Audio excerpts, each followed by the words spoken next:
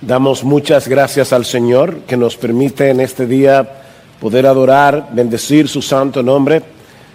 Como nación estamos en medio de un proceso electoral. Sin embargo, nuestro Dios reina. Él es el Rey del universo. Él es el soberano y nosotros queremos ahora exaltarle por medio de la predicación de su palabra. Quisiera pedirles en sus casas que vayan conmigo en sus Biblias a Mateo capítulo 22. Evangelio de Mateo, capítulo 22, y voy a leer los versículos 15 hasta el 22. Dice así la palabra del Señor. Entonces se fueron los fariseos y deliberaron entre sí cómo atraparle, sorprendiéndole en alguna palabra. Y le enviaron sus discípulos junto con los herodianos, diciendo: Maestro, sabemos que eres veraz y que enseñas el camino de Dios con la verdad y no buscas el favor de nadie porque eres imparcial. Dinos pues, ¿qué te parece? ¿Es lícito pagar impuesto al César o no? Pero Jesús, conociendo su malicia, dijo: ¿por qué me ponéis a prueba, hipócritas? Mostradme la moneda que se usa para pagar este impuesto. Y le trajeron un denario. Y él les dijo: ¿de quién es esta imagen y esta inscripción? Ellos le dijeron: del César. Entonces él les dijo: pues dad al César lo que es del César y a Dios lo que es de Dios. Y al oír esto se maravillaron y dejándole se fueron. Una vez más vamos a aclamar al Señor para pedirle su bendición por la predicación de su palabra. Padre bendito, enos aquí en momentos de necesidad. Mira, oh Señor, nuestra nación y míranos a nosotros como cristianos que vivimos en esta nación. Te rogamos, oh Padre bueno, que por encima de la debilidad del predicador tú traigas tu palabra con poder, tú le hables a tu pueblo. Y, oh Señor, bendícenos en este tiempo de exposición. Ayúdanos, oh Padre bueno, que Cristo, como cantábamos hace un momento, pueda ser exaltado por medio de la predicación de tu palabra, porque en su nombre te lo imploramos. Amén y amén. En estos días en que hemos estado envueltos en un intenso y difícil periodo electoral como país, los pastores hemos querido traer algunas perspectivas bíblicas de manera que podamos actuar como buenos ciudadanos de dos reinos, que es el título de este mensaje, no solo durante las elecciones, sino también después de que salgan electas las autoridades civiles. Es por eso que la semana pasada trajimos algunos principios de las Escrituras que deben guiarnos a la hora de votar. Bueno, lo que queremos hacer ahora es extraer algunas aplicaciones prácticas de este conocido pasaje del Evangelio de Mateo que nos ayuden a responder piadosamente como ciudadanos que somos de esta nación por la providencia divina, independientemente de los resultados de este proceso electoral. Porque miren, mis hermanos, podemos estar seguros, completamente seguros, de que salga quien salga, no vamos a estar completamente satisfechos con todos los candidatos que sean elegidos. Y la pregunta que quisiera responder en esta mañana es: ¿cómo debemos reaccionar los cristianos ante esa realidad? Como ciudadanos que somos, no solamente de esta nación, sino también del reino de Dios. Bueno, las palabras de Jesús en Mateo capítulo 22, versículo 21, nos ayudan a poner esa dualidad en perspectiva. Dad al César lo que es del César, pero dad a Dios lo que es de Dios. Ahora, antes de explicar estas palabras y ver sus implicaciones, permítanme tomar unos minutos para poner este texto en su contexto. Estas palabras del Señor fueron pronunciadas en respuesta a una trampa de los fariseos y los herodianos durante la semana de la Pasión, unos días antes de su muerte en la cruz. Vean una vez más los versículos 15 hasta el principio del 16. Entonces se fueron los fariseos y deliberaron entre sí cómo atraparle, fíjense la motivación, sorprendiéndole en alguna palabra. Y le enviaron sus discípulos junto con los herodianos. Hay un refrán que dice que aves de una misma pluma vuelan juntas. Bueno, eso es precisamente lo que nosotros tenemos aquí. Un complot unificado entre dos grupos religiosos que tenían un plumaje muy diferente, tanto en su sentido religioso como político. Por un lado estaban los fariseos, que representaban el sentir nacionalista de los judíos. Los fariseos resentían el poder de Roma sobre ellos. Por el otro lado estaban los herodianos, que apoyaban ciegamente al rey Herodes, que era el títere de turno que los romanos habían puesto sobre el trono de la nación de Israel. Unos eran conservadores, los otros eran liberales.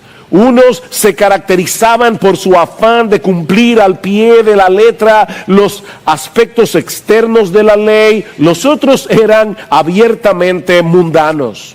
Sin embargo, estos dos grupos tenían algo en común. Ambos aborrecían al Señor Jesucristo y querían deshacerse de él. Jesús representaba una amenaza para los dos partidos, mis hermanos, nunca olviden eso. Jesús es una amenaza para los conservadores y para los supuestos progresistas. No me gusta para nada que se use esa palabra para señalar a las personas que se llaman a sí mismos progresistas porque lo quieren llevar al pasado, cuando éramos unos bárbaros. O sea, ellos son retrocistas, pero bueno, los progresistas, Jesús es una amenaza para aquellos que son defensores de la soberanía nacional y para los vendepatria, si son incrédulos.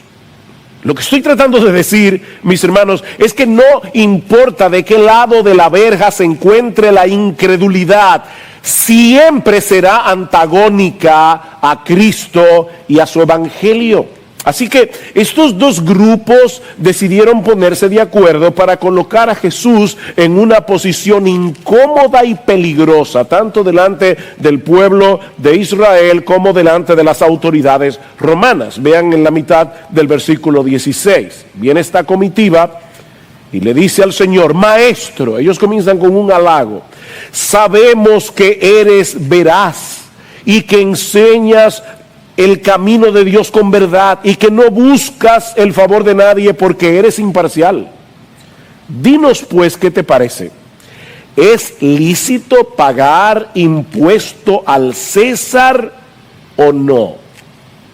Este impuesto del que ellos están hablando aquí era un denario que todos los varones adultos de Israel debían pagar una vez al año. De esa manera los romanos tenían una idea del tamaño de la población del imperio. De hecho, la palabra que se traduce como censo en nuestras Biblias es una transliteración de la palabra latina censo, de donde viene nuestra palabra censo en español. Era de esa manera que los romanos hacían su censo, a través de este pago del impuesto. Ahora, recuerden que en el antiguo pacto Israel era una teocracia. Eso significa que Dios era el rey de Israel. Dios era su máxima autoridad. De manera que el gobierno de Roma sobre ellos no solo era un ataque directo a su independencia nacional, sino que al mismo tiempo representaba para ellos un serio problema religioso.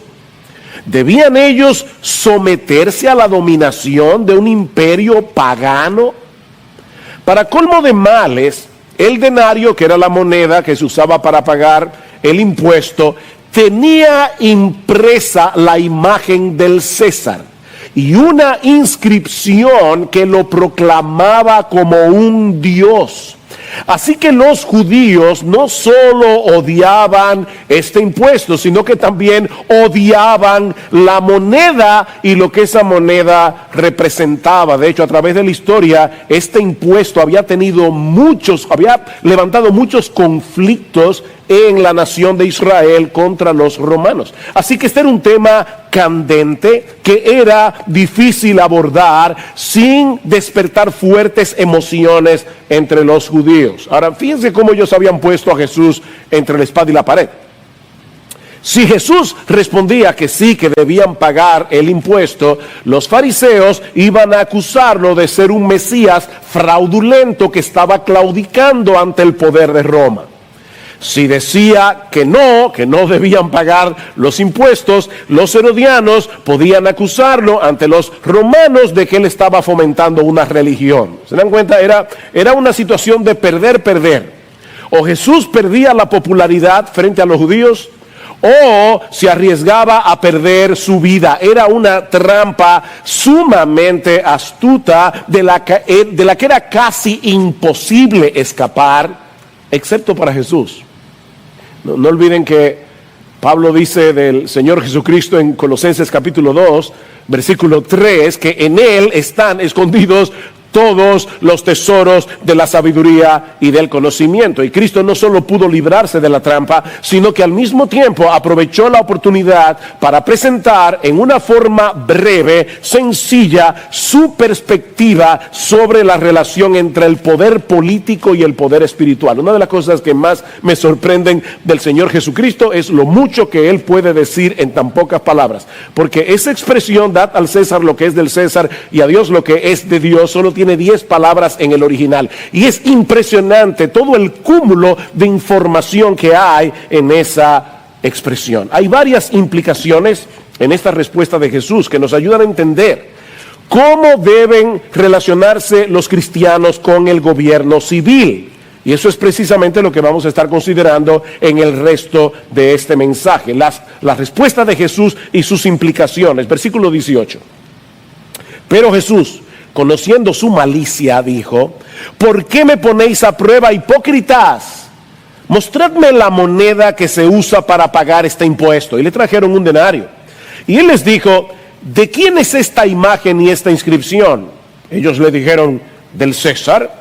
Entonces él les dijo: pues dad al César lo que es del César y a Dios lo que es de Dios. Y al oír esto se maravillaron y dejándole se fueron. Yo sé, mis hermanos, que estas palabras son muy conocidas. De hecho, este es uno de los dichos más famosos, más citados de nuestro Señor Jesucristo. Sin embargo, yo pienso que algunas de las implicaciones de esta declaración tal vez no resulten tan evidentes para algunos, o tan evidentes, exacto, para algunos. La primera implicación es que debemos respetar y obedecer las autoridades civiles bajo la suprema autoridad de Dios. Esa es la primera implicación. Nosotros debemos respetar al gobierno bajo la suprema autoridad de Dios. Con esta sencilla declaración, el Señor no solo estaba reconociendo la legitimidad del gobierno civil, incluso de un gobierno pagano como el de Roma, sino también la responsabilidad que nosotros tenemos como cristianos de soportar el gobierno con el pago de nuestros impuestos, aunque eso no nos guste. Mis hermanos, fue Dios el que instituyó los gobiernos humanos para beneficio del hombre, porque siempre, invariablemente será mejor estar bajo autoridad que vivir en anarquía, aún en aquellos casos en los que el gobierno es un mal gobierno. Pablo dice en Romanos capítulo 13, que nosotros debemos someternos a las autoridades superiores, porque no hay autoridad sino de Dios, y las que existen por Dios son constituidas. Lo que Pablo está diciendo es que desde el principio de la creación, Dios le dio al hombre la responsabilidad no solamente de llenar la tierra, sino también de sojuzgarla, de ejercer autoridad sobre ella. Y después de la entrada del pecado en el mundo, se hizo más evidente la necesidad de una estructura de poder que pusiera cierto límite a la maldad humana, teniendo la autoridad necesaria para castigar a los malhechores, como vemos en Génesis capítulo 9, versículo 6. Así que el gobierno es una idea de Dios, eso es lo que Pablo está diciendo. El gobierno es una idea de Dios.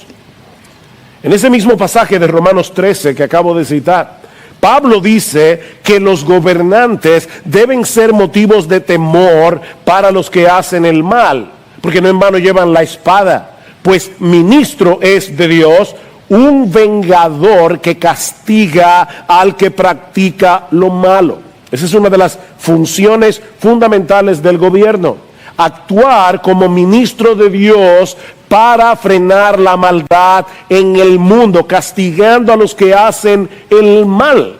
Y mis hermanos, todos ellos van a darle cuenta a Dios algún día por el ejercicio de esa autoridad que le fue delegada. Así que, mis hermanos amados, no importa quién salga electo en estas elecciones, nuestro deber es someternos y respetar las autoridades que sean elegidas y aún apoyar el gobierno con el pago de nuestros impuestos. Debemos devolver al César lo que es del César, porque el gobierno hace una labor que solo puede sostenerse con el pago de los impuestos de los ciudadanos. Esa es una de las implicaciones de esta declaración de Jesús. Todo creyente tiene la responsabilidad de ser un buen ciudadano de la nación en la que le haya tocado vivir, independientemente de lo bueno o lo malo que puedan ser los gobernantes de turno. Cuando Pablo escribió Romanos 13, de Romanos, el que gobernaba el imperio era Nerón, un hombre cruel, un hombre inestable que desató la primera persecución oficial contra los cristianos en el siglo I.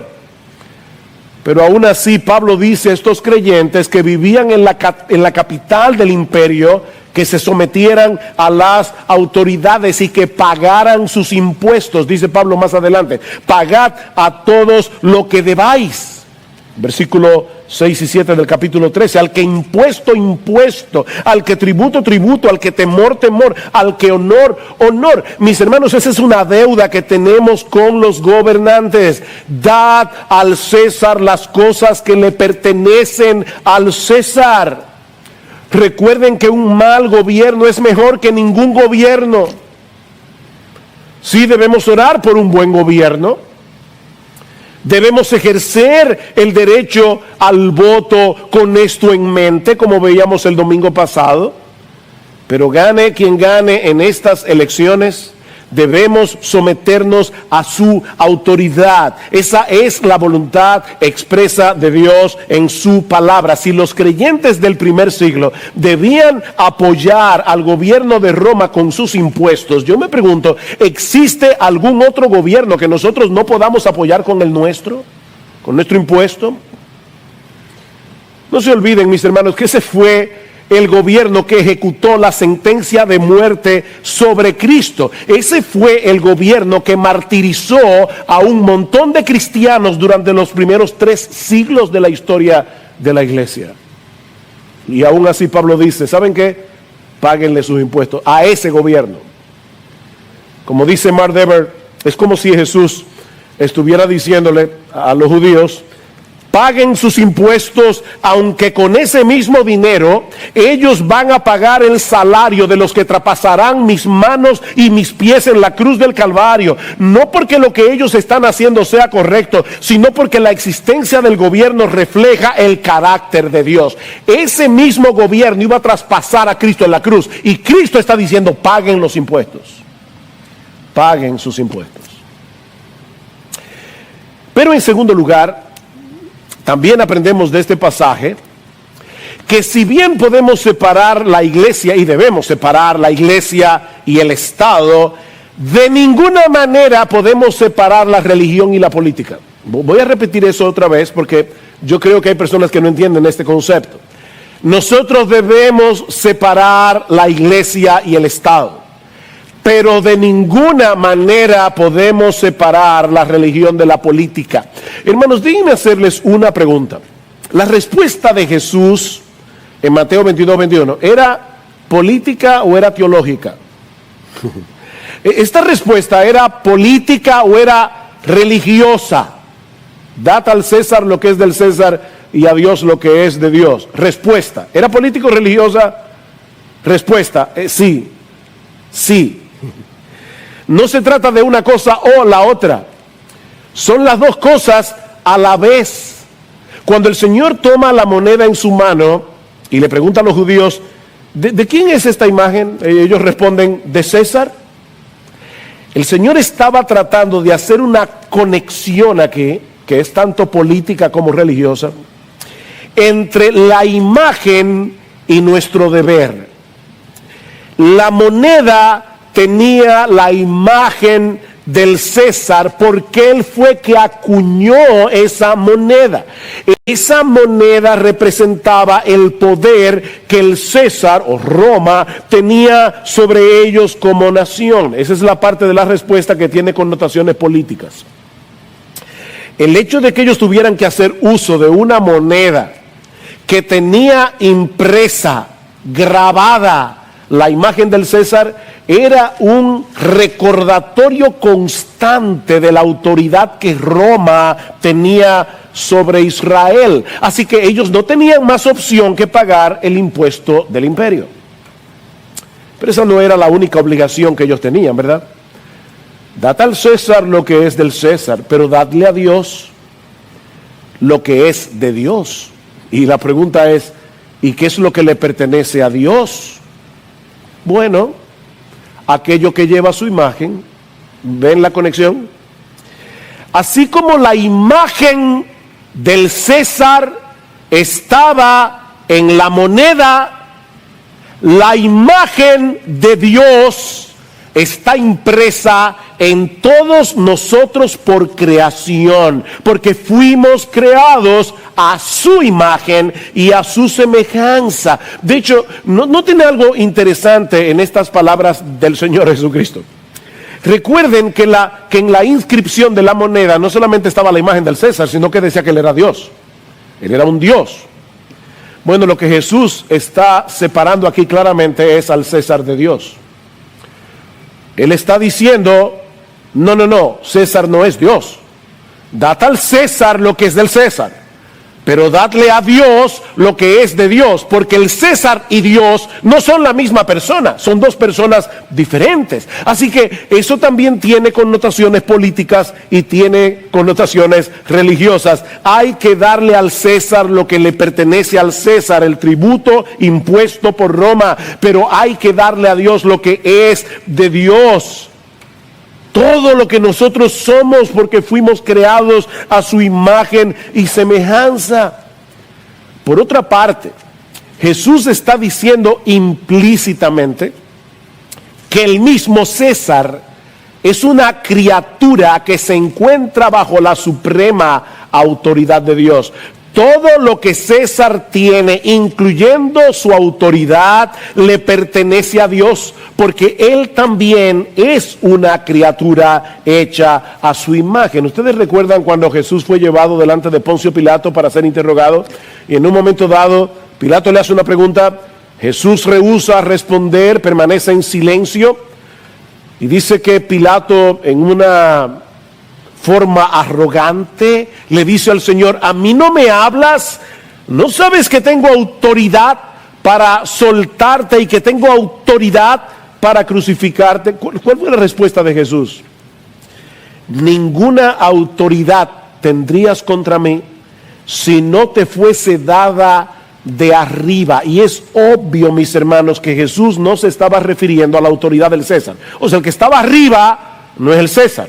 El que está arriba es Dios. No existe autoridad humana en todo el planeta que no haya derivado su autoridad de Dios mismo. De manera que esta respuesta de Jesús tiene profundas implicaciones políticas y profundas implicaciones teológicas. Mis hermanos amados, cada vez que nosotros proclamamos que Jesús es el Señor, estamos confesando que Él es nuestra máxima autoridad, no solo en la esfera de lo espiritual. Él es nuestra autoridad en todas las áreas de nuestra vida. Él es la máxima autoridad del universo para determinar lo que está bien y lo que está mal. No en la iglesia, para determinar lo que está bien y lo que está mal en todo el planeta Tierra. Él es la autoridad. Cuando Él dice que la vida de un ser humano comienza desde el mismo momento de la concepción, Él está declarando que el aborto es un asesinato. Si Él nos dice en su palabra que el matrimonio es entre un hombre y una mujer, cualquier otra definición del matrimonio viene a ser una aberración. Eso no se decide por la opinión de la mayoría, eso se define por la suprema autoridad de Jesús. Y cuando los políticos del mundo, cuando los legisladores, cuando los gobernantes dicen otra cosa, no es porque están siendo religiosamente neutrales, sino porque se están apoyando en otra religión y en otros dioses. Es así de simple. Son idólatras. Mis hermanos, toda legislación posee una base religiosa que la sustenta, independientemente de que los políticos quieran reconocerlo o no.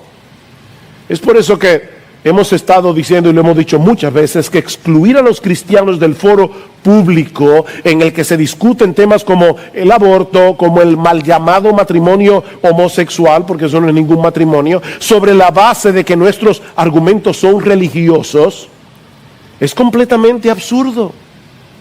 Porque es imposible discutir sobre la moralidad de las leyes sin tomar como punto de partida alguna presuposición religiosa. Así que sí, mis hermanos, debemos mantener la distinción entre la iglesia y el Estado, porque ambas instituciones poseen funciones diferentes que deben ser claramente definidas. El Estado tiene el poder de la espada para castigar al que hace lo malo. La iglesia tiene las llaves del reino para determinar quiénes pertenecen al reino de los cielos y quiénes no. Mientras el Estado tiene la obligación de mantener el orden civil, la iglesia ha sido comisionada por Cristo a ser discípulos en todas las naciones, proclamando el evangelio a los perdidos y edificando a los creyentes. Pero hay ocasiones en que la función de ambas instituciones se solapan.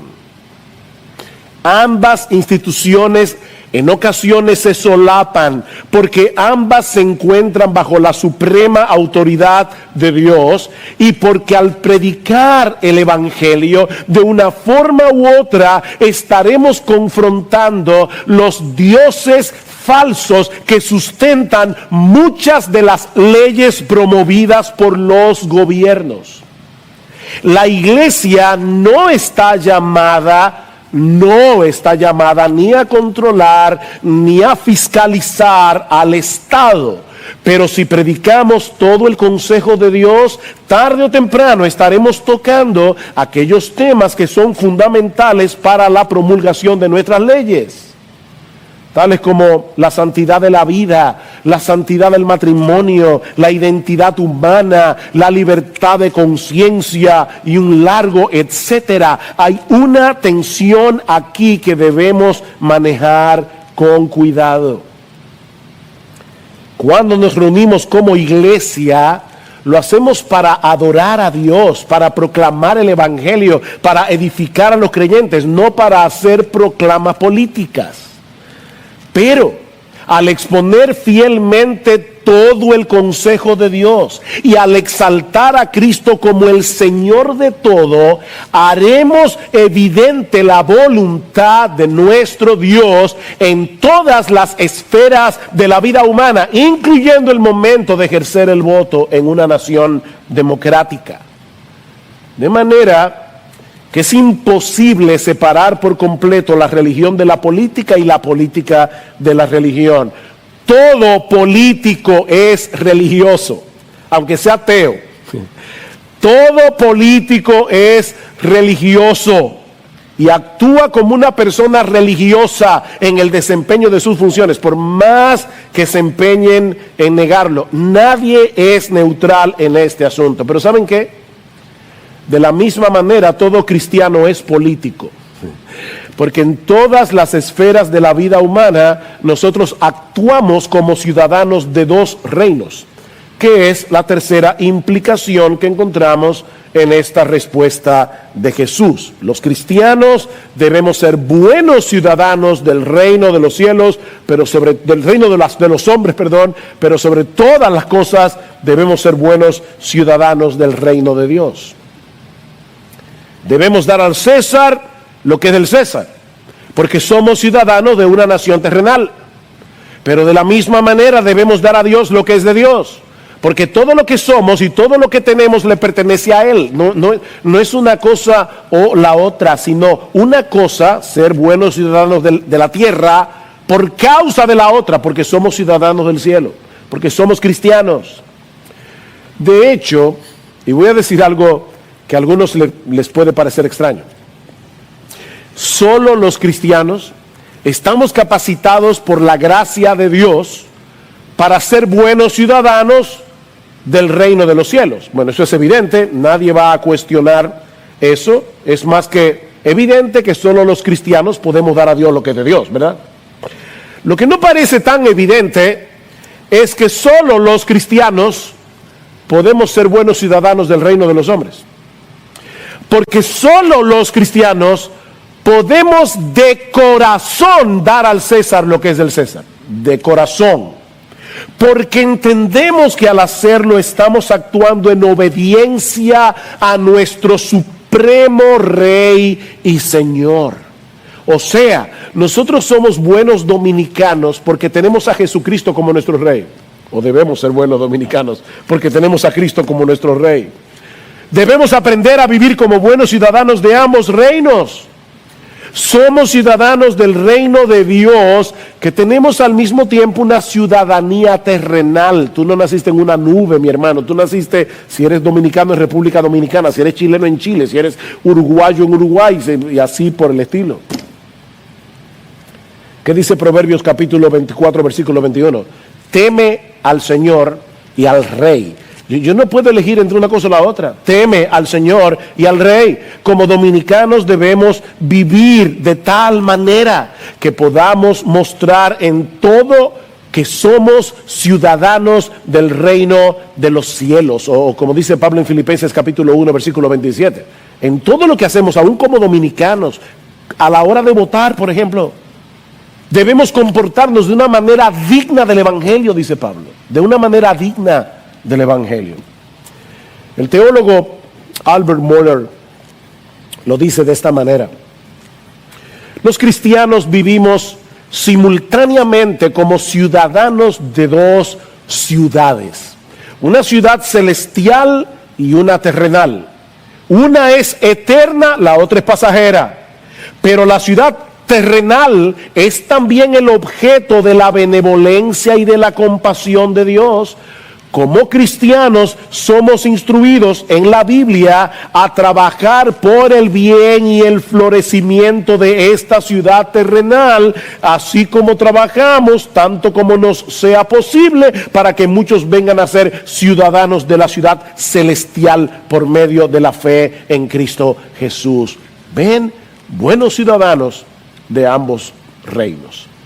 Pero finalmente, también aprendemos de este pasaje que la autoridad delegada del gobierno civil es limitada por la suprema autoridad de Dios. La autoridad delegada por Dios al gobierno civil es limitada por la suprema autoridad de Dios. Hay que dar al César lo que es del César, pero hay que dar a Dios lo que es de Dios. Y una autoridad está por encima de la otra. De manera que si la obediencia al César riñe con la autoridad suprema de Dios, entonces no hay opción.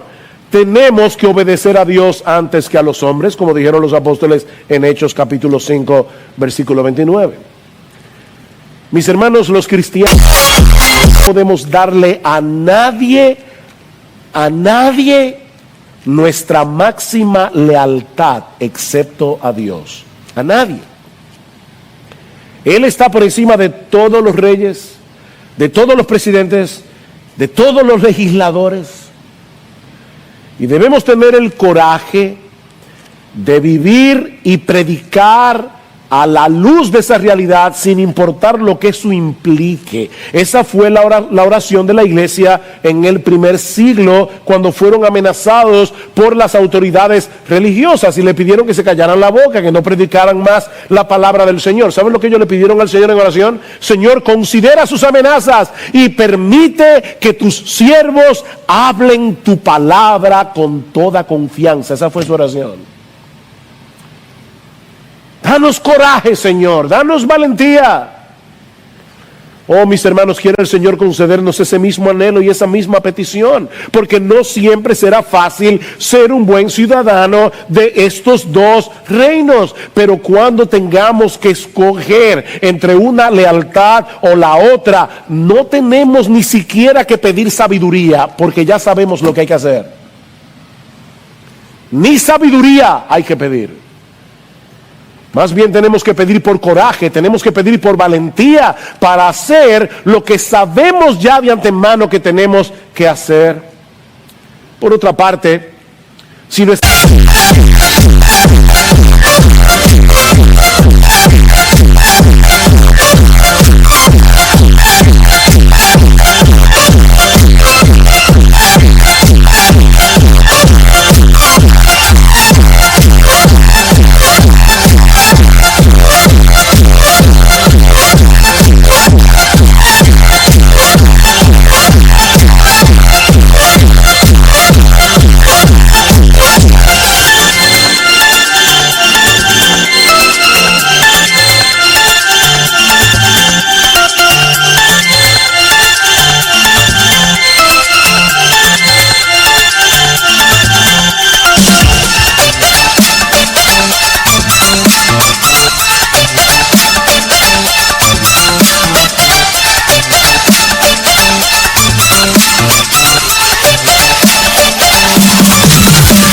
máxima lealtad es hacia Dios.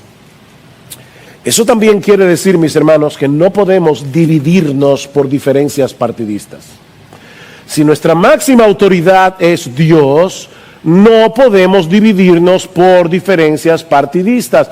Todos los cristianos verdaderos debemos esforzarnos por preservar la unidad del Espíritu en el vínculo de la paz, como dice Pablo en Efesios. Recordando que tenemos un solo Señor, una sola fe, un solo bautismo, un solo Dios y Padre de todos, que está sobre todos, por todos y en todos. El resto de las cosas en las que podamos tener diferencias son secundarias, mis hermanos, y eso incluye la política. Son secundarias y de ninguna manera pueden dividir al pueblo de Dios. Cuidado, mis hermanos, no nos dejemos engañar por el enemigo, no nos dejemos arrastrar por nuestras pasiones, no nos dejemos arrastrar por nuestras preferencias personales. Como decíamos al principio de este mensaje, salga quien salga, no vamos a estar completamente satisfechos. Eso es imposible, es imposible. Pero ¿saben qué? Y gloria al Señor por eso. Jesucristo sigue siendo Rey de Reyes y sigue siendo Señor de Señores. Y es en Él que estamos unificados como creyentes. Es en Él y solo en Él que estamos completamente satisfechos. No en un candidato. Solo en Cristo.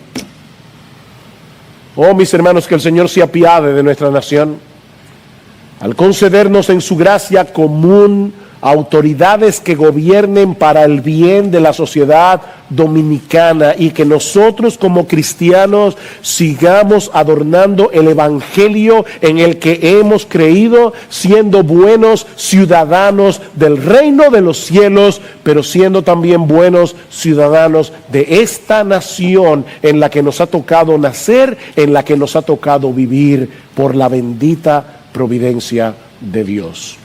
Que el Señor bendiga su palabra. Vamos a orar. Señor, una vez más nos acercamos a ti en esta mañana, y una vez más queremos rogarte, oh bendito Rey, que tú tengas misericordia, Señor, que tú tengas misericordia de nuestra nación, que tú nos libres de hombres malos, que tú nos libres de disturbios. Oh Señor, y sobre todas las cosas, no nos des ni los gobernantes ni los legisladores que merecemos como una nación idólatra y apóstata. Danos gobernantes según tu misericordia, Señor. Oh, ten misericordia de esta nación, oh Padre bueno, y detén el mal. Detén el mal, oh Padre bueno, y ayúdanos. Pero ayúdanos a ser buenos ciudadanos. Salga quien salga electo, Padre bueno, para que en todo podamos adornar la doctrina de nuestro gran Dios y Salvador Jesucristo, en cuyo nombre pedimos estas cosas.